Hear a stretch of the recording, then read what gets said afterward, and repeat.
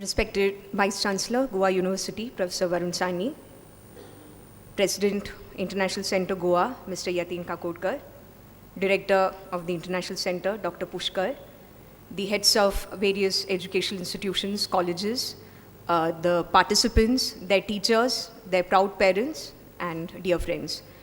It's a matter of great privilege and pleasure for me to be a part of this very unique initiative and a very encouraging one at that, which is a partnership between International Center of Goa and Goa University.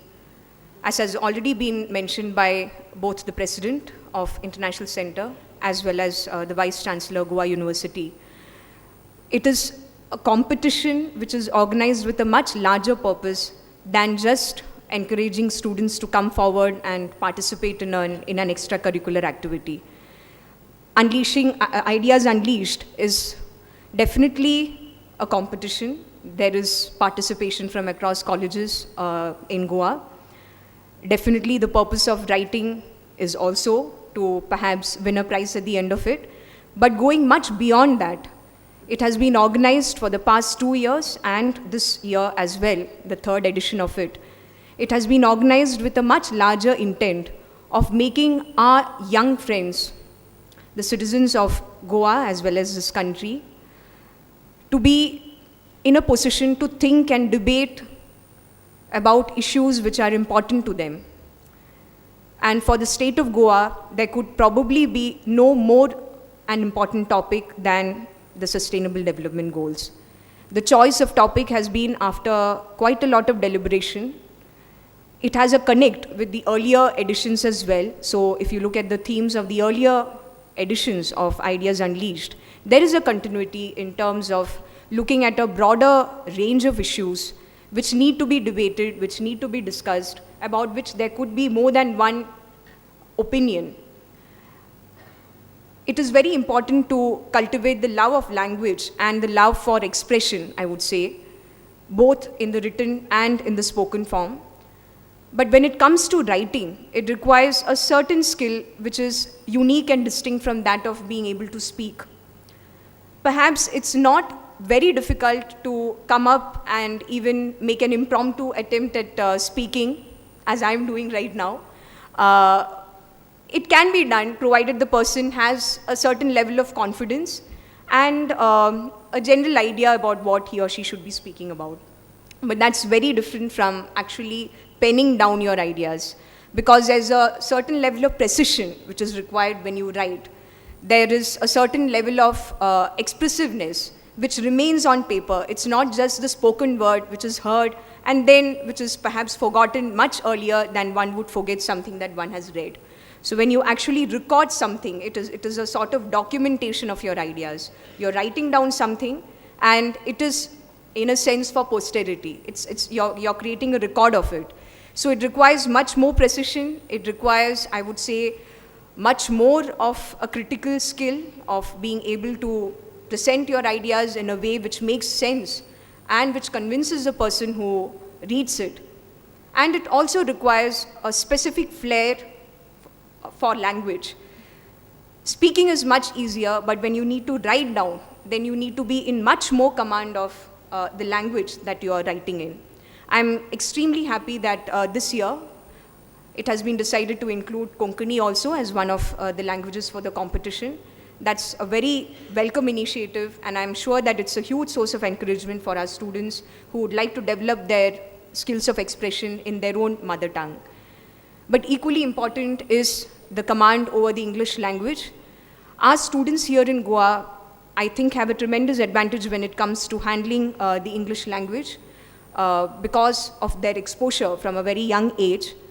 And that definitely should stand them in good state when they try to attempt to move out of the boundaries of Goa.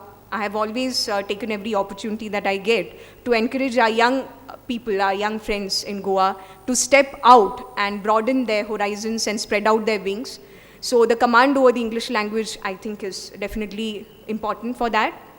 But we are all proud of our mother tongue, and Konkani deserves that special attention too, for reasons that you all know. It is a very rich and very important language, but it requires a whole lot more of encouragement and support to see to it that it remains alive and it remains as vibrant as it is. While expression is important, I did speak about how writing helps and it is important to cultivate that skill. It's equally important to know how to present your idea. I think something which is missing increasingly in our current milieu is the ability to present your idea in a way that is democratically friendly. You should be able to know how to present your idea without sending out the signal that you are not tolerant enough to accept the other point of view. So it's very important to keep alive that spirit of debate, dialogue, creative deliberations, which could be on any number of issues. You may have very divergent opinions from that of your colleague, but you should be able to cultivate the skill to express what you feel in a way which is not offensive, in a way which is mature enough, and in a way which presents your point of view without antagonizing the other person. That's very important in the current milieu, and I hope that our young friends here will keep that in mind in their way forward. This is only one particular milestone in your journey ahead for all those who have won the prizes as well as all those who have participated. I think congratulations are definitely due to the doctor who can write, the engineer who can write, as well as the English literature student who definitely can write. So that range of prize winners today only goes to show how broad-ranging the topic itself is, that there is a contribution to be made towards the topic of sustainable development goals from a number of wide-ranging perspectives. So you can have a doctor who has presented her views on that in a convincing way. You have an engineer too who must have thought of it in a particular way or in a range of different ways. And then of course you also have a student from the humanities, from English literature, who has also expressed her views on the topic. I think thanks are also due to our esteemed panel of jury members who have gone through the essays and have decided who should be the prize winners. But this is not something to worry about for those who have not won prizes. I think you have definitely done a wonderful job by taking the initiative to participate.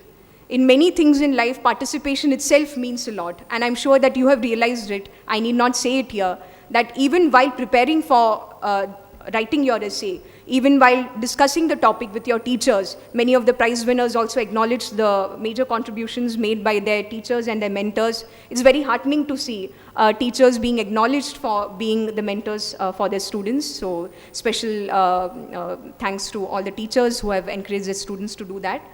But those who have participated must have realized that while you are discussing these ideas with your friends, your family members, your teachers, a lot of different thoughts must have entered your mind, and I'm sure that you will keep thinking about them. Perhaps sometime down the line in the future, you may get a chance to express those ideas or even put them into practice. So please keep honing those ideas, please keep developing them, please keep writing on them, and please keep participating in future editions of Ideas Unleashed, as well as any other avenue that you find for creative expression. Once again, let me congratulate all the prize winners and also congratulate their proud parents as well as their teachers.